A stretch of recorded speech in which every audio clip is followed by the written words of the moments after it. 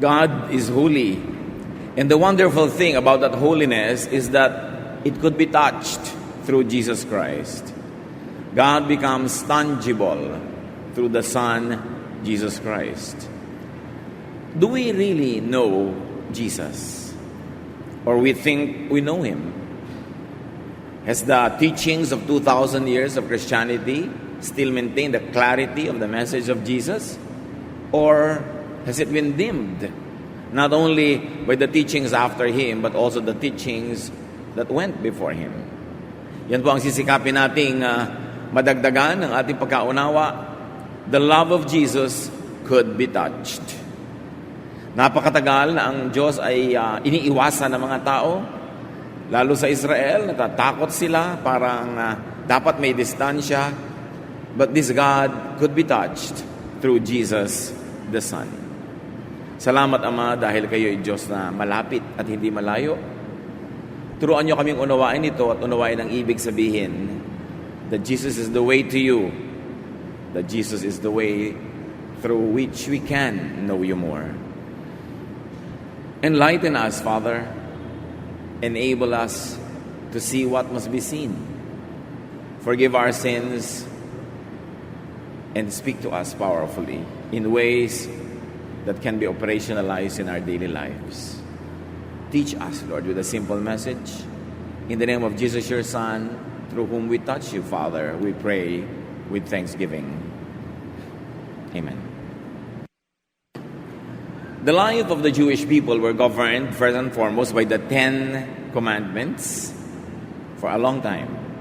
And then by 613 mitzvot or lesser laws that nevertheless were obeyed diligently by the people. These laws governed their daily living. Nearly every detail of their life was governed by these laws. And Jesus' attitude towards the law is that Jesus reaffirms the law. Malaki ang issue kung wawasakin ba niya, babaliktarin ba niya, babaliwalain ba ang mga kautusan? Pero ang sabi niya sa Matthew 5:17 to 18, "Don't suppose that I came to do away with the law and the prophets. I did not come to do away with them, but to give them their full meaning. Heaven and earth may disappear, but I promise you that not even a period or a comma will ever disappear from the law. Everything written in it must happen." So sinabi ng Panginoon, hindi niya binabaliwala ang kautusan, sa katunayan ay lalo niya itong idinidiin. Kaya lang, may kaya lang, bibigyan niya ang kautusan ng kanilang buong kahulugan, their full meaning. Of course, it is implied that the people of Israel have not grasped the full meaning of the law. And if it's not full, maybe it's half full, or maybe it's fully empty. But Jesus would make the people realize the full meaning of the law. That the law might be understood, interpreted, and applied in its fullness. Not in its half fullness, not in its emptiness, kundi sa kanyang fullness. But Jesus redefines, reinterprets, and reapplies all religious laws and teachings. Yes, bibigyan niya ng buong kahulugan, na nangangahulugan, hindi itatrato yung law before the way it had always been treated. Merong improvement ng pag-intindi at lalo naman improvement ng pag-apply. Matthew 22:35 to 40, one of them was an expert in the Jewish law. So he tried to test Jesus by asking, "Teacher, what is the most important commandment of the law?" Jesus answered, "Love the Lord your God with all your heart and with all your soul and with all your mind. This is the first and most important commandment.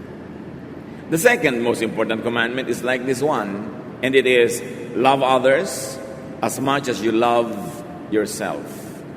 All the law of Moses and the books of the prophets are based on these two commandments." So huwag na daw magpakalito sa 10 commandments at 613 other commandments. Kuhanin na lamang yung essence, yung espiritu, yung kaluluwa ng mga ito, at dalawa lang pala. Love God and love others as you love yourself. Indeed, if you're going to study the 10 commandments, the first parts The first few commandments were all about man's relationship with God. And then the second part is man's relationship with one another, with other people. So yung detalye nakakalito. Pero sabi niya, huwag kayong malito, ang pinakamahalagang utos ay umibig. Umibig sa Diyos at umibig sa kapwa. Bakit kaya ito idiniin? Kasi sa kasusunod ng mga Israelites sa mga utos, naging hindi na sila maibigin, nabaligtad. Naging masusungit, naging mahihigpit, naging mga self-righteous, judgmental, madali kang ma-reject, madali kang ma-echapwera, babatuhin ka hanggang mamatay. Hindi sila nangingimi na pumitil ng buhay dahil sinusunod nila yung batas. Nabaligtad. Yung batas pala pinairal para ka maging maibigin at para mag-ibigin ng mga tao, magkaroon ng kaayusan. Pero naging baligtad at hanggang ngayon ginagamit ng ibang mga tao yung mga verses sa Bible para tungtungan ng kanilang mga galit, ng kanilang mga muhi sa kapwa at ng kanilang paninira sa kapwa. Dahil sinasabi nila, sabi ito ng verse. But Jesus says actually, the commandments are about love God and love your fellow man. This is what the law and the prophets are all about. How does Jesus actualize and demonstrate this love from before and above the law? Parang mahirap maintindihan yung sinasabi niya eh. Kasi it's in the realm of thought. Ideya lang. Love God, love your fellow men, and as you love yourself. Paano yun? Ang dami-dami kong mga batas na dapat sundin. Mark 5:25-26. In the crowd was a woman who had been bleeding for 12 years. She had gone to many doctors, and they had not done anything except cause her a lot of pain. She had paid them all the money she had, but instead of getting better, she got only worse. Isa pang walang kamatayang kwento, ang kwento ng babaeng dinudugo. You know that in every home, when there's a lady in the house, all the other people, even the men, would know that its menstrual period is a difficult time. More difficult for others.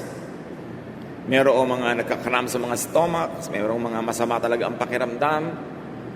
Iba-iba ang nararamdaman. Paano pa kung 12 years kang dinudugo? Ito ang kwento ng babae. At dito natin makikita kung anong ibig sabihin ni Lord na the law and the prophets are just about loving. Love and you will be well on your way to obeying all these commandments. So, mayroong babaeng dinudugo. Ang dami na niyang pinuntahang doktor, naubos na pera, lalo lang siyang lumala at nasaktan. So, anong gagawin niya? This woman was suffering physically. But she was also suffering emotionally and spiritually. Under the religious system of Israel, a woman who is bleeding is considered unclean. And if you are unclean for 12 years, all the more that they have reasons to condemn you. Para hindi na maawa. She lived in a time and place when being a woman carried with it what could be a lifelong stigma. Ito lang naman, kamakailan lang naman nagkakaroon ng human rights ang mga lahat ng human beings. Hindi pa nga kompleto. Lalo na nung panahon na ito ni Jesus, ang mga babae walang human rights. Segunda klase ang pagtingin sa kanila. At ang tawag pa pagka sila ay dinudugo, unclean. It is associated with shame and there is a lot of isolation. Of course, the priests were not perfect then, as many priests are not perfect now. Their knowledge was imperfect. As Paul would say, our knowledge is imperfect, our prophecy is imperfect. Kaya pati yung mga notions nila about menstruation, many of them were wrong. Para bang kasalanan mo kasi yan, kasi babae ka, kaya ka nagme-menstruate, because they were not knowledgeable on the science of menstruation and reproductive health. As many priests today tragically are. Even the so-called wisdom and knowledge of ancient priests were ancient, incomplete, mostly superstitious, and incorrect. Hindi lahat ng sinasabi ng mga religious leaders ay tama because they too are human and they too are bound by the consciousness and the level of knowledge and awareness in their time. At dahil sa pinagsama-samang mga ganon, mababa ang pagtingin nila sa isang babae na dinudugo. Now, the ancient Jewish priests, of all priests in human civilization, feared blood almost the most. They had an aversion to blood. Allergic na allergic ang mga religious people sa Israel sa blood. So ano mga katuroan nila tungkol sa blood? Leviticus 15, 19 to 32. When a woman has her regular flow of blood, the impurity of her monthly period will last 7 days. And anyone who touches her will be unclean till evening. Anything she lies on during her period will be unclean. And anything she sits on will be unclean. Anyone who touches her bed will be unclean. They must wash their clothes and bathe with water, and they will be unclean till evening. So a lot of uncleanness is associated with menstruation. So hindi mo pwedeng hipuin ang babaeng dinudugo. Hindi mo rin pwedeng hipuin o upuan ang inupuan niya, lalo hindi ka dapat humiga sa hinigaan niya. Kaya yung mga taong hanggang ngayon nagpipilit, sundin lahat ng ipinagbabawal sa Leviticus. Aba, pag sumakay ka sa bus, i-check mo muna kung yung babaeng nanggaling sa upuan, na uupuan mo ay may period. Dahil unclean yun. Lahat ng silya, lahat ng lugar, sa mga clinic, sa lahat ng naghihintay ka, mga movie houses, teatro. Paano kung dinudugo yung babaeng umupo doon, di unclean ka? Hindi pinipili lang yung ini-implement. Dahil ito talaga ay pinagbabawal to nung araw. So menstruation made women the target of disdain, of discomfort, and to top all that, of cruel laws. Every month, till menopause. Kita nyo kung paano na-disadvantage yung mga babae? Lalo na kung 12 years. Sasabihin pa sa'yo ng mga relihiyoso, siguro makasalanan ka, kaya parusayan ng Diyos sa'yo. Hanggang ngayon, I receive fantastic questions like that at Facebook. May sakit po ang nanay ko dahil kaya sa mga kasalanan niya. So ganun ang Diyos, pikon, na inis sa'yo, bibigyan ka sakit. Kung minsan yung mga kamanghamanghang kasinungalingan na ating pinaniniwalaan tungkol sa Diyos, is very bad press for God. Nagmumukha ang Diyos na malupit, magagalitin, mapaghiganti. Samantalang bunga lang naman yun ng ating maling scholarship. Katulad nito, minamasama nila na yung babae merong menstruation. Mark 5, 27 to 28. Ano ang gagawin ng babaeng ito? Sa bagay, alam na rin naman natin. Kunwari, di nyo pa alam. The woman had heard about Jesus, so she came up behind him in the crowd and barely touched his clothes. She said to herself, if I can just touch his clothes, I will get well. Ang paniniwala niya, pag nahipo niya, damit man lang ni Jesus, siya ay gagaling. So the woman breaks the law to find healing, comfort, and wholeness. Dahil sa kasusunod niya sa law na yon, hindi naman siya gumaling. So ngayon, lalabas siya sa box ng tradisyon, lalabas siya sa box ng mga ipinagbabawal ng kanilang mga religious leaders, dahil naroon si Jesus at nabalitaan niyang maraming humihipo sa kanyang naggagalingan. Because the love of God could be touched through Jesus. Remember, simply sitting where a bleeding woman sat was forbidden. So, the woman tries not to break the law too much. Konti lang, sa dulo lang ng damit siya humawak. Pero humawak pa rin. Nangahas, pero hindi masyadong pangahas. Mark 5, 29 to 30. As soon as she touched them, her bleeding stopped. And she knew she was well. At that moment, Jesus felt power go out from him. He turned to the crowd and asked, who touched my clothes? Very cinematic. Madrama. Pagkahipo niya sa damit, sa laylayan ng damit ni Jesus, tumigil ang kanyang pagdudugo. At naramdaman niya, siyempre siya may katawan. Nararamdaman man niya pagka nga may menstruation at bigla kang natawa, alam mo rin, ay biglang maraming na-discharge, di ba? So, naramdaman din niya pag napahatching ka, etc., etc. So ngayon, naramdaman niyang tumigil. As soon as the woman connected with Jesus, her bleeding stopped. Ang daming layers ng meaning nito, from the literal to the metaphorical, kung saan kayo dadalhin ng inyong pangunawa. But this is what should happen when people really get connected with Jesus in faith, that healing should happen. Be it emotional, spiritual, or physical. But there are hindrances and barriers in touching Jesus, mostly religious. Religious laws and regulations, traditions, dogma. The woman knew she got well, you can tell, but Jesus asked who touched him. Power had gone out of him, naramdaman din yan. Dalawa lang sila na nakaramdam na may nangyayari. Yung iba, clueless. Do you get connected with Jesus as to draw power from Him to you? Do you get to connect with Jesus as to draw enough power from Him to heal you? Yun ang talagang nararanasan dapat ang may pananalig at kumokonekta. May nararamdamang nagaganap. May paggaling na natutupad. Of course, Jesus knew who touched Him. A bleeding woman. Woman na bleeding pa. Sa paningin ng panahon na yon, woman na nga yung nag-touch sa'yo, tapos bleeding woman pa, parang doble crime. Jewish women were treated as some kind of second-class persons. This violation of human rights was institutionalized and perpetuated by the priests. Bleeding women were specially maltreated, making them shameful about their monthly period. Of course, this is characterized by ignorance, not knowing natural biological processes of the body.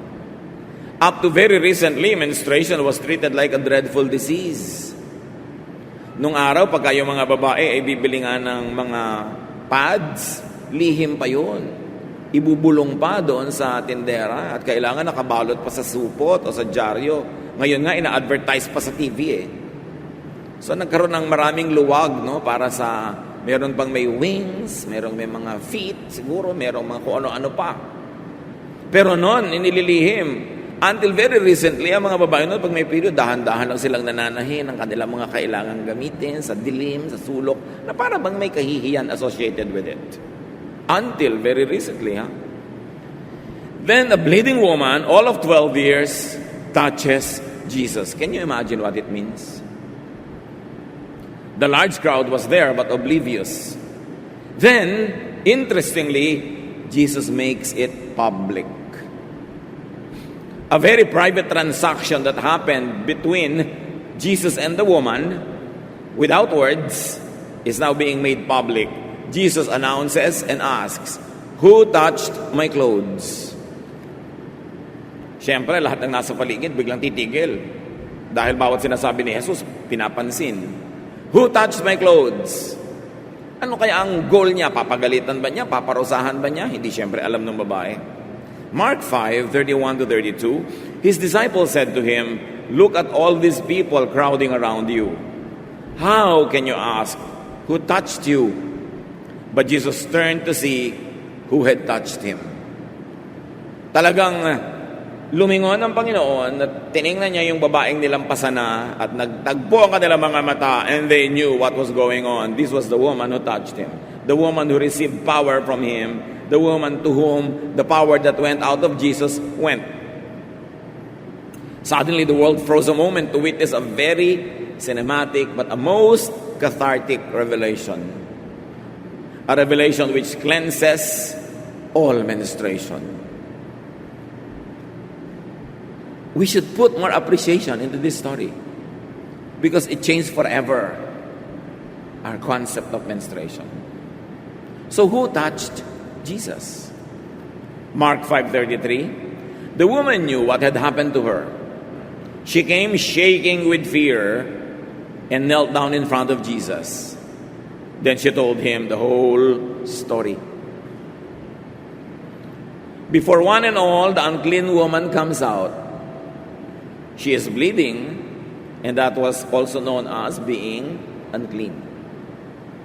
How dare you, unclean woman, touch Jesus of Nazareth? But then, she touched another person, a man at that, and of all persons, Jesus pa. Clearly, she broke the law. But she is suffering terribly. She seeks the wellness and wholeness in Jesus. And she believes that by touching Jesus, she will get well. And now, Indeed, she is well. Everyone heard this. What was meant to be a stealthy, a quiet, secret, discreet operation became a very public event. Why the attention?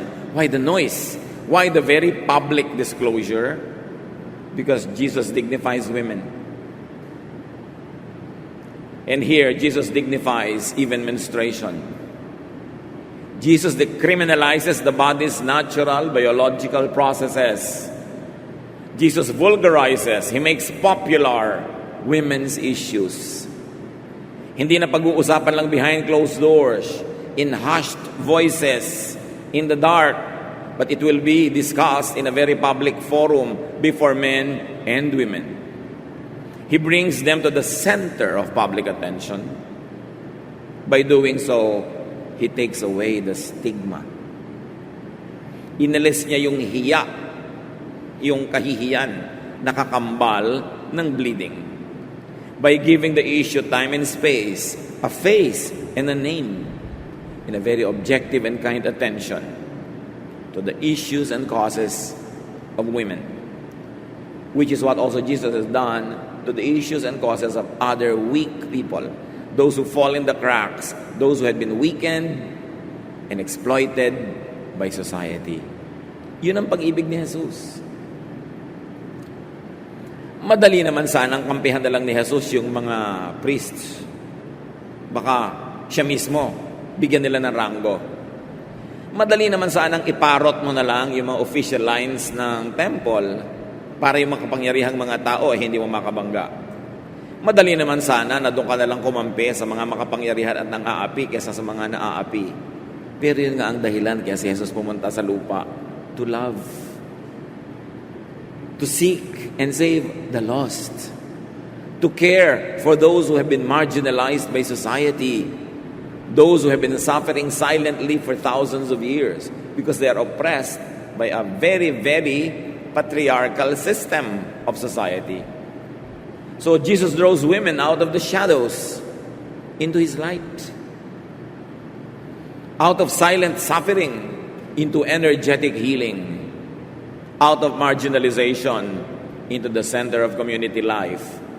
And if you're going to read the rest of the Gospels, Jesus was always surrounded by female leaders and followers who were going with Him all the way from Galilee even to Jerusalem. In fact, the women were the ones who never deserted Jesus up to His dying moment. Nandun sila lagi. Mark 5:34, Jesus said to the woman, "You are now well because of your faith. May God give you peace. You are healed and you will no longer be in pain." So the Lord honored and dignified the healing. It wasn't just going to be a secret healing and this woman might forever have some guilt about it. But the Lord brought the issue out in the open and declared blessing to this woman. Isang kompletong act of love. Which brings us to another point. Technically, Jesus breaks the law also. Kasi may law na hindi niya dapat hipuin o hindi niya dapat payagan siyang hipuin. Pero, in-affirm pa niya. In-approve niya, binigyan niya ng blessing. Kaya laging nalilig-galig ang religious institution kay Jesus. What to do with this Jesus who is forever setting aside the laws and the traditions to love His followers, making the priests look bad because they don't love that much. In fact, for them, what is important is to implement the laws and the rules. Kahit patayin ka pa, basta ma-implement. Now they are suffering by comparison. That's why they were listless. They were so bothered about the ministry of Jesus. And you see at Jesus, He did not shame nor seek punishment for the law-breaking woman. But He let her get healed. So let's get to know Jesus more. To love, Jesus steps out and steps beyond the limits of religious law. What does that mean? It means a lot. Naiisang tabi niya ang mga kabusisian at mga detalye ng mga kaugalian at kautusan para ang mangibabaw ay pag-ibig, pagmamahal, pagpapagaling, pagbibigay ginhawa. Jesus does not use or obey religious law to reject, to diminish, to hurt people because of their gender or because of their health or illness. Hindi sinabi ni Lord na, sabi ng Leviticus, hindi mo ako dapat hinipo. Sabi ng Leviticus, dapat kang parusahan. Sabi niya, sige, magaling ka na. Nawa magkaroon ka ng kapayapaan. Hindi siya nagko-quote ng kung ano-ano mga verses para lalong pahirapan ang mahirap ng ang buhay ng babaeng ito. Hinayaan niya na ang kapangyarihan ay lumabas sa kanyang katawan, lumipat sa babae at siya ay gumaling. Followers of Jesus are not to reject, diminish, or hurt people because of their gender. Because they break religious laws and ceremonial law. Hindi tayo mga policemen ng langit. Hindi tayo mga paid armies. Tayo ay mga kapatiran na nagtutulungan, nagmamahalan, nag-aalalayan sa isa't isa. Hindi nagko-condemn to each other. Hindi naghahanap ng mali at hindi tatantarin ka ng mga verses pag may nakita na para mga balang ibinabaril sa iyo. Hindi yun ang example ni Jesus. Kaya siya very, very controversial. At kaya siya very effective and powerful. Jesus does not place religious law above people's healing, wellness, or comfort. Also, not about people's dignity or feelings. Suyurin ninyo ang New Testament, lalo ang Gospels. At makikita niyo walang tinanggihan ng Panginoon. Dahil sabi ng verse na ganito, tatanggihan kita dapat. Dahil sabi ng ganito, tatanggihan kita. No, He accommodated them all. Nagpagaling pa nga siya kahit Sabat. Kasi sabi niya, kahit one day na lang at hindi na Sabat bukas, kailangan gumaling na siya. Ang tagal-tagal niya nagsasuffer. Maghihintay pa ng one day. Kahit namitas ng mga makakain yung mga alagad niya ng Sabat, sabi niya, nagugutom eh. Sabbath was made for man, not man for the Sabbath. Can you imagine one of the strongest institutions of Jewish civilization, the Sabbath, was being broken to be kind, to be good, to heal? Yun si Jesus na dapat nating kilalanin at sundan. And this Jesus respected the woman no matter her lowly estate at the time. Jesus wants people well. Gusto niya ang tao gumaling. Followers of Jesus should not make others unwell in the name of God, which could happen. Yung mga tao nga na hindi na may sakit, nagkakasakit pa sa puso, na atake pa sa puso dahil sa ginagawa ng mga relihiyoso sa kanila. No, Jesus gave a new command. Love, accept, receive people. Lalong-lalo pag nag-aaral-aral na naman mga tao tungkol sa Kapaskuhan, hindi naman yung moment of birth ang big thing eh. Ang big thing is why Jesus was born. What was His mission? His mission was to be the door through which people can enter the Father. Jesus was the one through whom we could experience the divine. And how does one experience the divine? First, as Jesus taught everyone, first by being fully human and humane. Bago ka mag-ambisyon na gumraduate sa pagiging human lamang at maging napaka-espiritual, dapat mo nang maging buong-buo at ganap na tao ka. Nagpapakatao, nakikipagkapwa-tao, at pagka ito'y nasagad mo na, doon ka palang aangat at makakarating sa susunod na level of spirituality. But you cannot short-circuit the system and you cannot make a shortcut by turning from an imperfect human to a spiritual entity. You first have to be human. That's why Jesus was human. Fully human. At anong ipinakita niya sa ibig sabihin ng pagiging tao? Yung nakikita natin sa kwentong ito at sa marami pang ibang kwento, na ang tao nagpapakatao at nakikipagkapwa-tao. Hindi niya ginagamit ang relihiyon para siya maging mabangis, para siya maging malupit. Ginagamit niya ito para pagkunan ng lakas, para maging mabuti, mabait sa kapwa-tao. So nagbigay siya ng bagong command dahil nakakalito na nga naman 10 commandments, 613 mitzvots, tas ang dami pang mga unwritten laws sa kanilang pamumuhay. John 13:34-35. But I am giving you a new command. You must love each other just as I have loved you. If you love each other, everyone will know that you are my disciples. So sabi ni Lord, kung nalilito na kayo, kalimutan nyo na lahat ng command. Eto na lang ang tandaan nyo, ha? At siguro naman matatandaan nyo na ito. Love one another. Paano po yung utos ng ganitong chapter, ng ganitong verse? Magiging loving ka ba sa kapwa mo? Hindi po. Love is the greatest commandment. It is greater than that commandment. Magiging loving ka ba? Pagka naging ganyan ka, pinagpilitan mo yung mga regulasyones. Hindi po. Ano ba sinabi ni Jesus sa mahalaga? Di ba to be loving? So you set aside legalism. You set aside traditions in order to love. At sabi ni Jesus, pag maibigin na kayo, malalaman ng mundo na kayo nga ay aking mga tagasunod, mga alagad. Hindi kayo makikilala dahil sa galing ng inyong mga turo. Hindi kayo magkikilala dahil sa galing ng inyong mga kanta. Hindi kayo makikilala dahil kung anong sinusuot nyo, hindi sinusuot, kinakain at hindi kinakain, haba ng buhok o haba ng palda. Makikilala kayo kung kayo ay loving. Di ba sa pag-i-implement na nga niyang palda na yan, nagiging unloving na? Sabi, loving dapat. Magsasasakay ka sa mga bus, mag-aakyat manaog ka sa mga tricycle, pipilitin ka pa magpalda pag magsisimba. Di ba mas convenient naman kung nakapants ka? Para hindi ka masilipan, para hindi sumasalipad pa yung saya mong sumabit sa mga dumadaang bus. Yan lang, napakalaking issue, haba ng buhok. Saan ilalagay ang hikaw? Sa tenga? Sa ilong? Kapusod? Issue! Yun ng 10 Commandments at 613 mitzvot, isang tabi na Sabi niya, loving na lang. Yan ang tandaan nyo, love.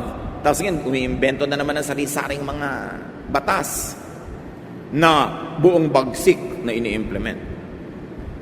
Kaya dapat magsuri. Balikan si Jesus dahil sa kanya matututunan ng lahat ng ito. Sabi niya, makikilala kayo kung kayo ibigin. Yun ang gusto kong pagkakilanlan ng mga tao na kayo'y aking mga alagad. And Paul, in his great wisdom, echoes this. Sabi niya sa 1 Corinthians 13, 1-13, the greatest is love. Yun ang greatest. More than sign gifts, like speaking in tongues, which was highly valued at Corinth. More than prophecy, or the gift of teaching, highly valued in other churches. More than knowledge or sacrifice. More than understanding of God, which is that was dim. Some of our knowledge is imperfect, our prophecy is imperfect. We cannot pretend to know God. God knows us, but we don't know Him. It's just like looking at a dim mirror. We cannot really know. Greater than faith, greater than hope. Sabi niya, the greatest is love. Paul, the great disciple, says that. Jesus' love is the standard. Hindi mo sinusukat si Jesus sang-ayon sa mga katuruan ng nakaraan at katuruan after Jesus. Kundi lahat ng katuruan, lahat ng kautusan, susukatin mo kay Jesus. Dadalin mo lahat ng Old Testament teachings, ang New Testament teachings at yung post-New Testament teachings kay Jesus. At sinasabi mo, Lord, ano po ang masasabi ng inyong love sa teaching na ito? At sasabihin sa inyo ni Lord, uulitin niya, love is the greatest. You will be known for your love. All these teachings should be summed up in just one word, love. Kailan kaya natin ito lubos na maintindihan? At kailan natin maipapamuhay yung pag-ibig na ito? Kasi madaling pakinggan, madaling sabihin, madaling memoryahin, pero sa atin bang pakikitungo sa kapwa? Sa pakikitungo sa isa't isa, nandun na talaga yung love. At kung pipili ka between being unloving, cruel, and being loving, automatic na ba na bilang Kristiyano, pinipili mo to be loving? Kasi kung hindi pa natin naiintindihan o nakikilala si Jesus. Even Peter understands and obeys this. Sabi sa kanya ng tinig sa Acts 10, 9-35, arise, Peter, kill and eat. At sabi niya, Lord, I cannot eat an unclean thing. At sabi ng boses, don't call what I call clean unclean. Nagbago rin ang isip si Peter. Minahal niya si Cornelius. Pumunta siya sa bahay ng isang Gentile dahil sinabi ng tinig sa kanya, panahon na para mahalin kahit hindi Israelite. Turuan din sila. He broke the law. Peter broke the law by entering the house of Cornelius, a Gentile. But he set aside the law to obey a higher law, the law to love. May mga nagtatanong, namatay po yung lola ko, pero yung po mga pinsan ko, tsaka mga tita ko, iba pa yung religion nila eh. Ililibing. Papasok po ba ako sa simbahan nila? Yan, i-apply mo na. Is it loving not to enter? Maiiwan ka sa gate na parang papasok sila sa impyerno? Akala mo ka kung sinong kaya banal-banal na maiiwan ka doon sa labas dahil magiging makasalanan kapag pumasok. Nalulungkot sila, nag-iiyak ka, tapos makikita ka pa nagaganon-ganon, lalo mong dadagdagan ng hirap nila ng loob. Doon mo i-apply si Jesus. Loving ka ba? Love. Choose to love. Meron po ako matalik na kaibigan, ikakasal. Kaya lang yung religion niya, yung dati pa. Tapos yung kasal niya sa simbahan, kinukuha niya po akong maid of honor. Para pong ayoko dahil iba eh. Kaibigan mo, kakalimutan mo yung pagkakaibigan nyo, ikakasal siya, isang mahalagang moment. Is that loving o being legalistic? Doon nyo i-apply mga kapatid sa pang-araw-araw na buhay. Ang itatanong mo, ito ba yung maibigin? What would Jesus do? Kung siya ang nasa sitwasyon, hindi ba he ate with sinners? He ate with tax collectors? He was called a glutton and a drunkard by the priests? He did that to love. Hindi para makisama, kundi para makihalubilo. Para ang pag-ibig niya maramdaman ng mga tao. Pero yung mga nababorn again naman, kaunting-kaunting alam sa Bible, biglang mahigpit pa kay Matusalem. Mahigpit pa kay Paul. Kala mo kung sinong linis na ayaw mabahiran ni isang tilamsik. Doon niya i-apply. Is it loving? So stop being just an audience and a witness. Stop being just a talking machine about Jesus. Do not just experience Jesus. Do not just feel Jesus. Do not just get touched by Jesus. Yan kasi ang mga tuwang-tuwa tayo. Alam nyo, feel na feel ko si Lord. Wow, ang ganda naman. Feel na feel ko siya sa retreat. Feel na feel ko ang touch niya doon sa message. Feel na feel ko ang love sa akin ni Jesus. Dapat naman gumraduate na tayo doon dahil talaga namang dapat nararamdaman yon. Ano ang dapat nating maramdaman ngayon? Do not just experience the love of Jesus, but experience loving others like Jesus loves. Stop just experiencing the touch of Jesus. You should now touch others by the power of Jesus. In other words, get down from religious high-rises and be reachable physically, psychologically, spiritually. Yung lalaking may ketong, hinipo ni Jesus. Tayong lahat may ketong, naramdaman na natin ang hipo ni Jesus. So you say, I feel Jesus' touch.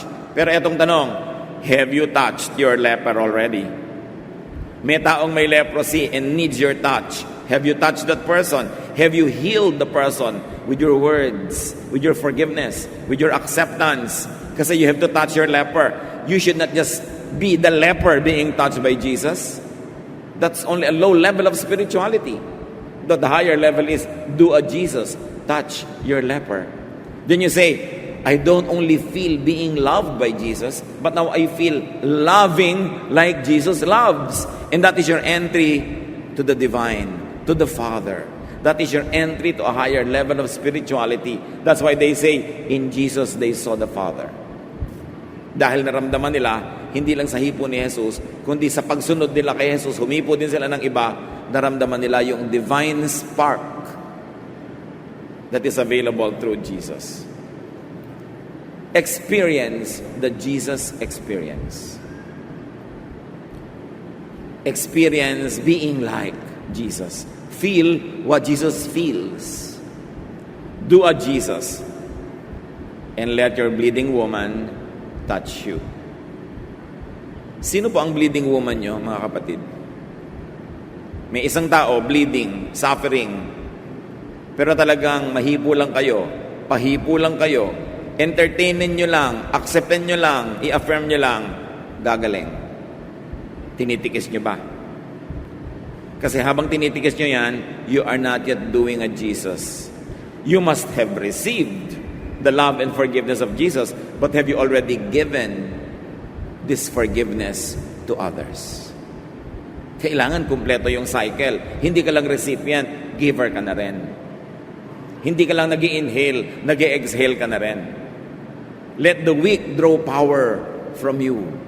Yun ang do a Jesus. Lahat naman tayo may strength. Yung strength nyo ba, ginagawa nyong available for the weak ones to benefit from you? That is doing a Jesus. Hindi lang hingi ng hingi, nagbibigay. Hindi lang humihingi ng tawad, nagpapatawad. Hindi lang nire-restore ang relasyon mo sa Diyos, hinahayaan mo rin yung mga ibang makipag-restore ng relasyon sa iyo, lalo't nasira na ang relasyon nyo. Ang daming tao nanonood lang kay Jesus, pero hindi ginagawa ang example na ginagawa ni Jesus, kaya hindi talaga nararamdaman how it is to be a Christian. Nanonood lang. So minister up close and personal. Get out of and beyond your comfort zone to love and to heal. Be tangible. Bend and reach out to be touched by others. And let your unclean woman touch you if that would give her healing. Whatever it means. Let your suffering, bleeding woman that some religious law forbids you to touch you. Like Jesus, allow others to set some religious laws aside to find comfort and rest. Huwag pag nandun kayo, pinapahirapan nyo ang loob ng kapwa, binabaril nyo ng mga verses.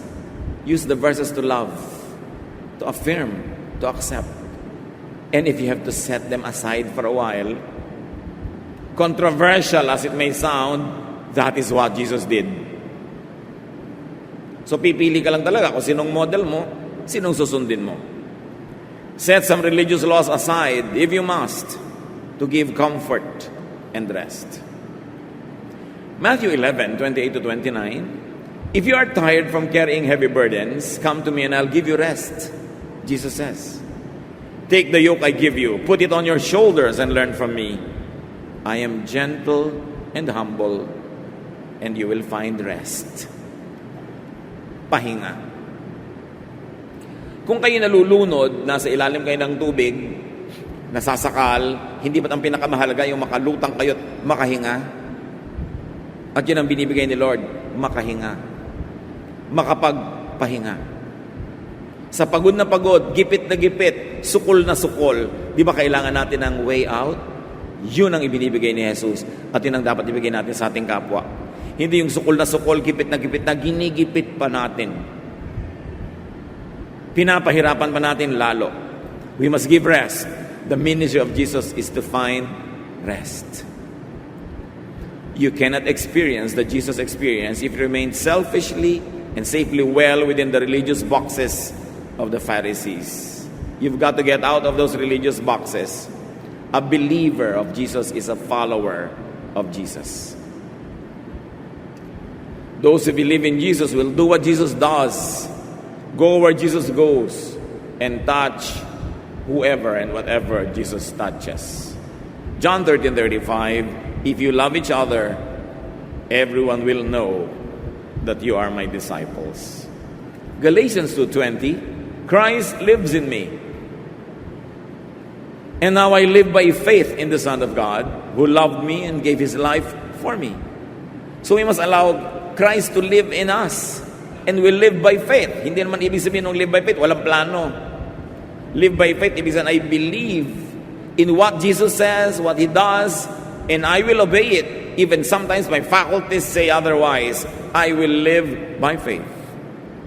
Do not just experience the love of Jesus. Experience loving like Jesus does. Doon mo mararamdaman ang Diyos. Doon mo mararamdaman yung kabanalan. Doon mo mararamdaman yung Espiritu. Pag ikaw na mismo, yung umiibig, nagpapatawad, nagbibigay, nagpapagaling. Dahil binigyan naman tayo ni Lord ng kakayahang gawin yon. Do not just receive Jesus' love. Give love like Jesus gives.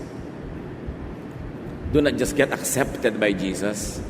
Accept others like Jesus does. Sabi ng Psalm 34:8, taste and see that the Lord is good.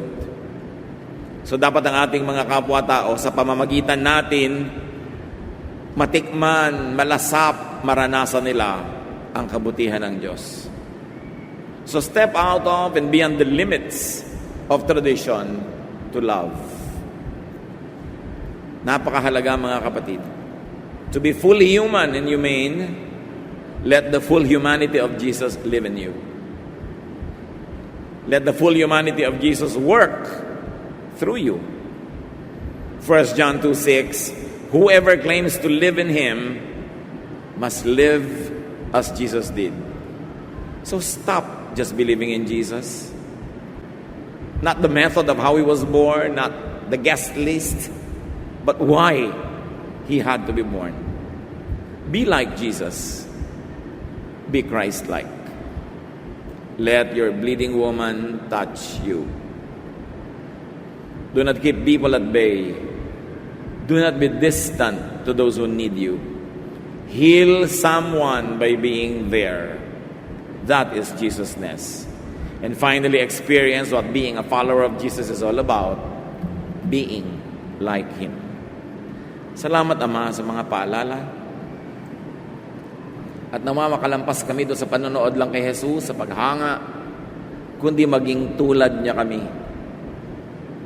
Let Christ live in us so we can do His work. Feel what He felt. Walk where He walked so we can fully appreciate and behold You, O God, in heaven. Pagbulay-bulayan natin mga kapatid kung anong practical na kahulugan nito sa ating buhay so that the love of Jesus could be touched through you, through your life, through your ministry. Let's bow before the Lord and ponder these things a moment.